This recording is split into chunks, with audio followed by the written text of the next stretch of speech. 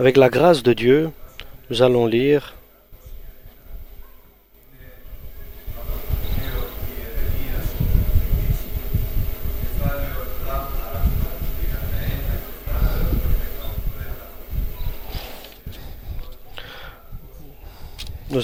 de l'Ancien Testament, du livre de Jérémie, chapitre 31 et verset 18. J'entends Éphraïm qui se lamente. Tu m'as châtié, et j'ai été châtié, comme un veau qui n'est pas dompté. Fais-moi revenir et je reviendrai, car tu es l'Éternel mon Dieu. Après m'être détourné, j'éprouve du repentir, et après avoir reconnu mes fautes, je frappe sur ma cuisse. Je suis honteux et confus, car je porte la honte de ma jeunesse. Éphraïm est-il donc pour moi un fils chéri, un enfant qui fait des délices? Car plus je parle de lui, plus encore son souvenir est en moi. Aussi mes entrailles sont émues en sa faveur. J'aurai pitié de lui, dit l'Éternel. Dresse des signes, place des poteaux, prends garde à la route, au chemin que tu as suivi. Reviens dans ces villes qui sont à toi. Jusqu'à quand seras-tu errante, fille égarée? Car l'Éternel crée une chose nouvelle sur la terre. La femme recherchera l'homme. Ainsi parle l'Éternel des armées, le Dieu d'Israël. Voici encore ce que l'on dira dans le pays de Juda et dans ses villes. Quand j'aurai ramené leurs captifs, que l'Éternel te bénisse, demeure de la justice. Montagne sainte, là s'établiront Juda et toutes ses villes, les laboureurs et ceux qui conduisent les troupeaux, car je rafraîchirai l'âme altérée et je rassasierai toute âme languissante. Là-dessus je me suis réveillé et j'ai regardé. Mon sommeil m'avait été agréable. Voici les jours viennent, dit l'Éternel, où j'ensemencerai la maison d'Israël et la maison de Juda, d'une semence d'hommes et d'une semence de bêtes. Pardon. Et comme j'ai veillé sur eux pour arracher, abattre, détruire, ruiner et faire le mal. Amen pour la parole de Dieu. Une parole prophétique qui est donnée à Jérémie. Et en même temps une révélation prophétique que va se passer à la suite, au futur, au peuple d'Israël. Que va se passer? Ce qui va arriver au peuple d'Israël. Ces péchés et l'idolâtrie comme un peuple qui est idolâtre, donc Israël, leur transgression et leur faute, même si cette transgression était faite par certains, et nous savons que parmi le peuple d'Israël, il y avait des personnes qui ne transgressaient pas la parole de Dieu, comme Sédrac, Misac et Abdenego. Et le peuple qui avait transgressé la loi de Dieu en faisant de l'idolâtrie, l'ont amené à traverser une épreuve divine pour que cette épreuve qui va être donnée au peuple d'Israël, et par cette épreuve vienne la repentance du peuple d'Israël. Et c'était ça le but de Dieu. Mais cet événement, cette épreuve est douloureuse. Est douloureuse donc cette épreuve que doivent traverser le peuple d'Israël pour se reconvertir, pour revenir à leur Dieu. Et bien sûr, là, il y a eu un exil, il y a eu un esclavage, une servitude pour ce peuple qui avait désobéi aux ordres et aux commandements de Dieu, et un retrait de la liberté de chacun, et pour que leur espérance soit simplement au Seigneur. C'est pour cela que le Seigneur les a mis dans des situations très difficiles, pour que leur seule espérance et espoir soit Dieu. Alléluia. Et il le permet pour que nous puissions nous tourner vers un seul chemin qui est Dieu. Et lorsque tu reviendras et tu vas te repentir, alors Dieu va avoir pitié de toi et il va être bon avec toi. Alléluia. Ça, c'est Dieu. Donc, c'est quelque chose de prophétique ici que Jérémie leur dit. Et il leur donne aussi, il leur donne aussi la manière de revenir et de guérir. Lorsque tu arriveras à cet endroit-là de ton exil, et à cette époque-là, à cette période-là, et dans cette situation-là, alors Éphraïm, le peuple de Dieu, il tournera son regard vers Dieu. Il comprendra son impuissance de revenir seul vers Dieu. Il comprendra que son cœur le trompe souvent et est corrompu et est dur. Il comprendra son erreur et son égarement. Il pensera que c'est trop tard, mais pour Dieu, il n'est pas trop tard. Et lorsqu'il comprendra cela, Dieu dit que avec des larmes, ce peuple va m'appeler. Avec des larmes, ce peuple va me supplier. Il va s'adresser à moi. Tu m'as mis dans des épreuves de souffrance. Je méritais ce que j'ai traversé comme épreuve parce que j'étais comme un veau qui était pas dompté. Et nous savons que un veau, lorsqu'il n'est pas dompté, personne ne peut le diriger. Et tu as permis que je traverse cette épreuve difficile pour que je puisse revenir vers toi, Dieu. Alléluia.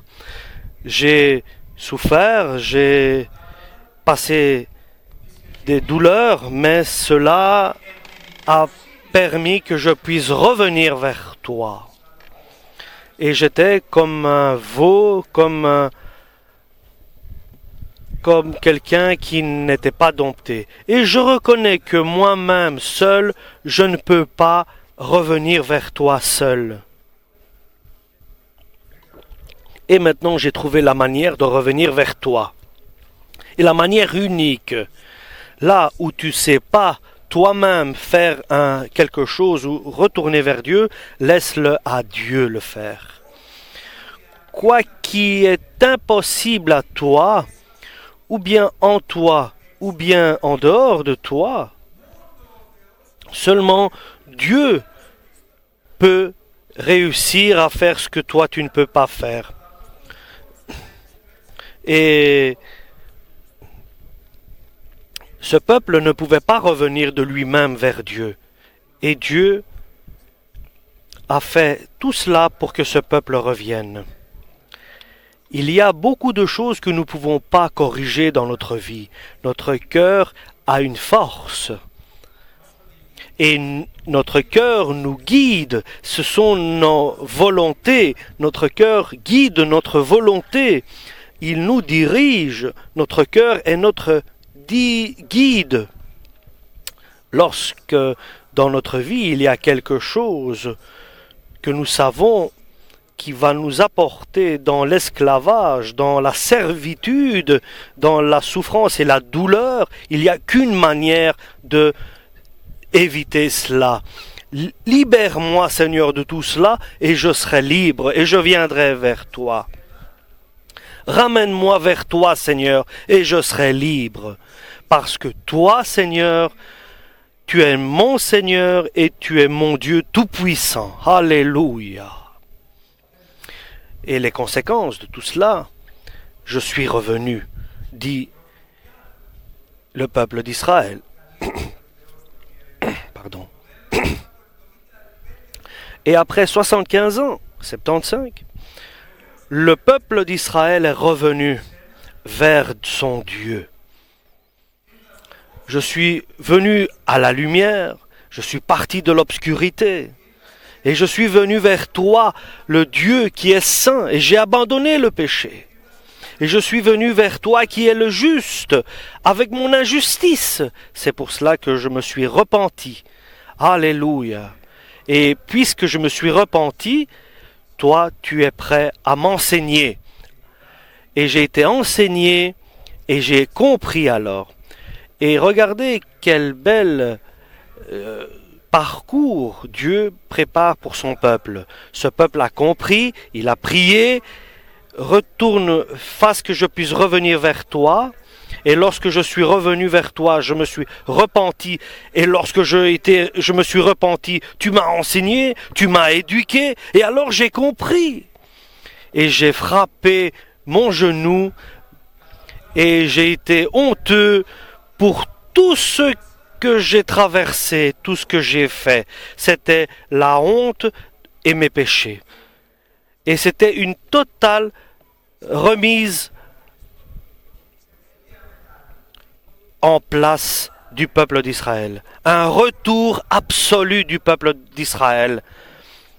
Et ainsi Dieu prend beaucoup d'assurance et il dit: c'est mon fils, c'est moi qui l'ai engendré, je l'ai béni. C'est mon enfant et il est à moi et je l'aime cet enfant. Et mes entrailles sont pour lui. Certainement, je vais encore avoir pitié de lui. Et il s'adresse maintenant, notre Seigneur s'adresse à Ephraïm qui s'est repenti, qui a compris, qui est revenu vers son Dieu.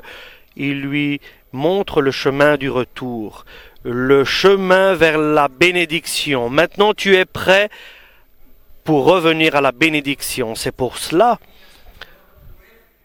de là où tu es parti, vers là où tu iras, fais des endroits où tu vas honorer ton Dieu par des sacrifices, des hauts lieux, et reviens, Vierge d'Israël, reviens dans les villes de bénédiction et de joie. Mais fais attention, jusqu'à quand tu seras errant? Jusqu'à quand tu vas retarder ton départ? Et jusqu'à quand tu seras dans la peur et dans la crainte et dans le doute? Parce que Dieu a fait dans ton cœur de nouvelles choses. Dieu a créé de nouvelles choses dans ton cœur. Et Dieu ne cherchera plus. Et l'homme ne cherchera pas la femme qui est partie, mais c'est la femme qui cherchera l'homme et elle voudra revenir vers lui. Ce ne sera plus l'homme qui cherchera sa femme qui est partie, mais c'est la femme qui a changé, parce que Dieu a changé le cœur de la femme. C'est la femme qui viendra et retournera vers l'homme pour qu'elle soit acceptée. Et nous savons que l'homme c'est Dieu et la femme est le peuple d'Israël. Ainsi parle Dieu d'Israël. Et ils diront: le peuple de Juda qui reviendront de loin, lorsque je ferai qu'ils reviennent de leur esclavage. Et tu es mon peuple, dira Dieu. La ville de bénédiction va être remplie de ceux qui reviendront de leur captivité. Et ils diront: je me suis rassasié, j'ai bu à volonté et j'ai été désaltéré par l'eau que j'ai reçue de Dieu. Alléluia. Donc c'est terminé la souffrance, les douleurs, les moments difficiles et bien sûr la soif et la faim sont dorénavant quelque chose d'ancien et que Dieu a dorénavant qu'il nous garde et qu'il nous protège. Mais je vous ai dit, chers frères et sœurs, ça c'est une vision prophétique. Une vision prophétique parce que Dieu révèle par Jérémie la manière du retour de l'homme, de Dieu, de l'homme dont le cœur l'a trompé, l'a corrompu de chemin et l'a éloigné, l'a égaré, et dont son cœur s'est endurci, et il ne veut pas et il ne peut pas revenir vers son Dieu. Et c'est révélateur, cette prophétique. Non seulement la prophétie révèle le chemin du retour vers la bénédiction, il donne le droit à l'homme de choisir le temps, de choisir l'homme, de choisir le moment de entrer dans de ce retour, dans cette repentance. Et ce peuple qui a entendu cette parole prophétique pouvait, avant d'arriver à l'esclavage, à la captivité et à ces douleurs et à la souffrance, pouvait accepter cette parole avant et de l'accepter et de l'accomplir. Et si maintenant il sait que s'il continue à suivre le chemin qu'il a choisi, le peuple d'Israël, après 75 ans, va revenir après une période de souffrance et d'esclavage, il reviendra. Il peut le faire avant, maintenant qu'il entend cette parole prophétique qui est prophétisée pour après 75 ans, il peut éviter cet événement. Et s'il dit à Dieu, comme je vais maintenant, comme je vais arriver à cela, je vais arriver à la captivité, à l'esclavage, à la douleur, à la souffrance, et à la fin de tout cela, lorsque j'en pouvais plus, alors je reviendrai. Après beaucoup de douleur et de souffrance. Mais il a l'occasion. Dieu donne l'occasion au peuple d'Israël. C'est pour cela qu'il a élevé le prophète Jérémie pour annoncer cette prophétie. Maintenant est le temps favorable. Maintenant est le temps du salut. Va vers Dieu maintenant. Fais ce que Dieu te demande. Maintenant que tu vois dans ta vie, dans ton cœur, dans ton esprit, quelque chose qui change et que tu prennes un autre chemin. Et je ne sais pas à quel chemin d'égarement tu te trouves, mais pour éviter toutes les épreuves qui vont venir devant toi, si tu crois à cela, reviens vers Dieu, retourne vers Dieu. Et dis à Dieu que ce que tu vois en toi est mauvais, est pas bien. Et aide-moi à faire le contraire de ce que mon cœur me guide d'accomplir. Et j'ai besoin de ton aide. Je ne veux pas traverser des douleurs et des épreuves et de l'esclavage et de la souffrance du corps et de l'esprit. Retourne-moi vers toi, Seigneur, et change ce qui me fait aller loin de toi. Transforme mon cœur qui me éloigne de toi, et fais-le, Seigneur, avant que je rentre dans l'esclavage. Maintenant, fasse que je revienne vers toi, et je reviendrai vers toi, parce que sinon, je le ferai plus tard, et je le ferai avec beaucoup de blessures et de larmes. Et des blessures dans l'âme, et dans le corps, et dans l'esprit.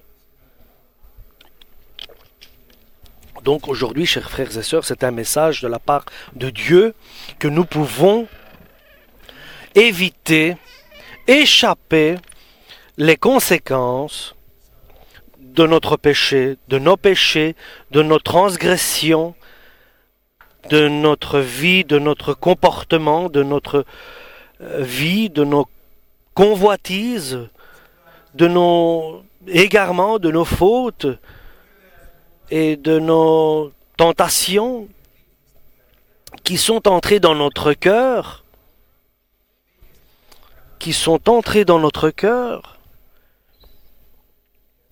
et tout cela nous attire comme un aimant vers la destruction, vers le gouffre.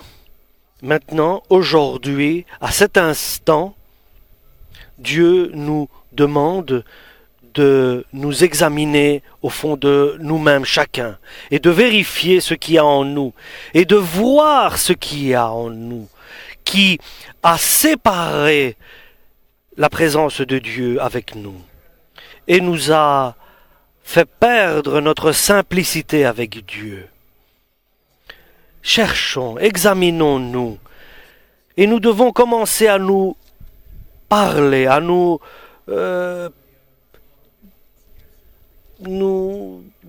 poser des questions. Quelles sont les fautes qui ont fait que nous nous éloignions de Dieu? Maintenant est le temps favorable, maintenant est un temps de salut, parce que plus tard, on entendra la voix de la trompette et la voix de l'archange qui va inviter les gens à venir rejoindre Jésus-Christ dans le ciel. Et si maintenant nous ne demandons pas à Dieu de nous libérer de tout ce qui nous tient attachés, liés dans ce monde, dans le péché, alors nous allons traverser la plus grande des tribulations, des souffrances qui va arriver dans le monde, les 7 années de la période de l'Antichrist. Si nous ne revenons pas vers lui, alors nous allons nous retrouver prisonniers, captifs dans le monde septennat, le septennat de l'Antichrist, et nous ne pourrons pas alors nous échapper, comme le peuple d'Israël qui était captif là-bas à Babylone, qui était en pays des Chaldéens, ne pouvait pas revenir que après soit écoulés les 70 ans. Donc si maintenant, dont le temps est favorable et propice pour le salut, alléluia, il faut nous libérer des amertumes, de la tromperie de l'ennemi, de la tromperie de ce monde qui nous entoure. Et pourtant nous sommes dans l'Église, nous sommes parfois attirés vers le monde et les manières de ce monde. Et nous nous éloignons de Dieu. Et comme un piège, viendra le jour, ce piège va attraper tous ceux qui auront pris la mauvaise décision. Donc aujourd'hui, chers frères et sœurs, revenons vers Dieu. Nous devons tous le dire de notre intérieur. Enseigne-nous pour que nous puissions être enseignés. Nous nous repentons et nous comprenons que nous sommes des personnes faibles, fragiles et